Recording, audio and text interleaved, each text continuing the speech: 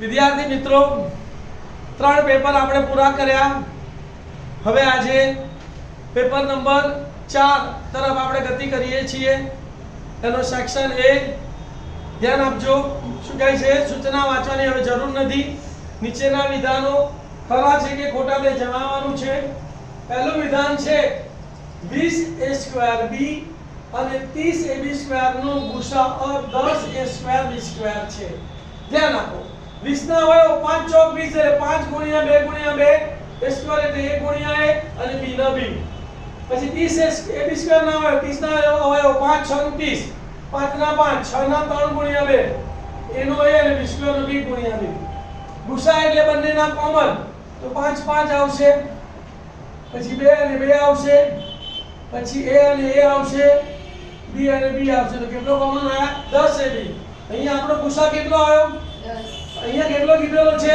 10a² પણ આપેલું વિધાન ખોટું છે. બરાબર. નંબર 2, n ઘાત વાળી બહુપદીને મહત્તમ n+1 શૂન્યો છે. તો હવે ધ્યાન આપો. જો n ઘાત વાળી દ્વિઘાત બહુપદી હોય ને તેને n+1 શૂન્ય મળે. ત્રિઘાત બહુપદી હોય તો એને પણ n+1 શૂન્ય મળે. પણ સુરેખ બહુપદી લઈએ આપણે તો એને એક જ શૂન્ય મળે છે. એને n+1 શૂન્ય મળતા તો સુરેખ બહુપદી માટે આ વિધાન કેવું છે? ખોટું. તો માટે આ વિધાન પણ કેવું આવશે? નંબર 3, sin² θ cos² θ બરાબર 1 નો વર્ગ. 1 નો વર્ગ 1 તો નિત્યસમ થઈ ગયું. sin² θ cos² θ બરાબર 1 તો નિત્યસમ પ્રમાણે સાચું છે. તો માટે આપેલ વિધાન સાચું છે. cosec 90 - a બરાબર sec a. સૂત્ર છે કે cosec 90 - θ બરાબર sec θ. તો માટે આ પણ વિધાન કેવું છે? સાચું છે. હવે સાચા વિકલ્પનો ક્રમ અને જવાબ લખો. તો પાંચમો 14587/1250 ના દશાંશ નિરૂપણમાં દશાંશ ચિહ્ન પછી ખાલી જગ્યા અંક આવે. તો તમારે આ દાખલામાં શું કરવાનું ભાઈ? છેદના અવયવો પાડી દેવાના. એમાં 2 અને 5 ની જે સૌથી મોટી ઘાત હોય એટલા દશાંશ ચિહ્ન પછી અંકો આવે. તો આપણે 1250 નો અવયવ પાડ્યો તો 2 625, 5 125, 5 25, 5 5 અને 5 1 5.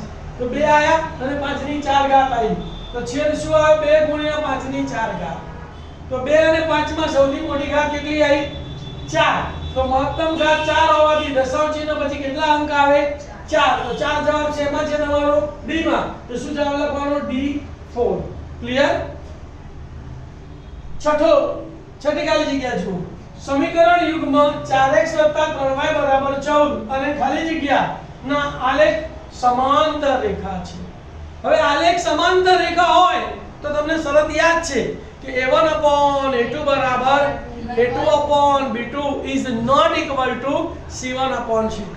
એટલે કે x અને y ના સહગુણકો સરખા હોવા જોઈએ અને અચળ પદ અલગ હોવું જોઈએ. તો આપણે ચેક કરીએ અહીંયા. ચલો 3x + 4y તો અહીંયા 4x + 3y છે એટલે આ નહીં આવે. અહીંયા 8x + 6y 2 વડે ભાગી નાખો તો શું થાય? 4x + 3y બરાબર 14. 4x + 3y બરાબર 14. બધું સમાન આવે છે એટલે આ પણ નહીં આવે. 12x + 9y 3 વડે ભાગી શકાય છે. 3 વડે ભાગી નાખીએ તો 3 ચોક 12, 3 તરી 9 અને 14 તરી 42 એટલે કે 4x + 3y બરાબર 14. 4x + 3y બરાબર 14. આ પણ સમાન છે. આ પણ નહીં આવે. પહેલો 3 નહીં આવે તો વધ્યો D. તો આપણો જવાબ કયો સાચો હશે? D. પછી આની કોઈ ગણતરી કરવાની જરૂર નથી. તો કયો જવાબ આવશે? D. તો D - 12x બરાબર 9y. ચાલો એ ગયો આ શરત લખી કાઢો.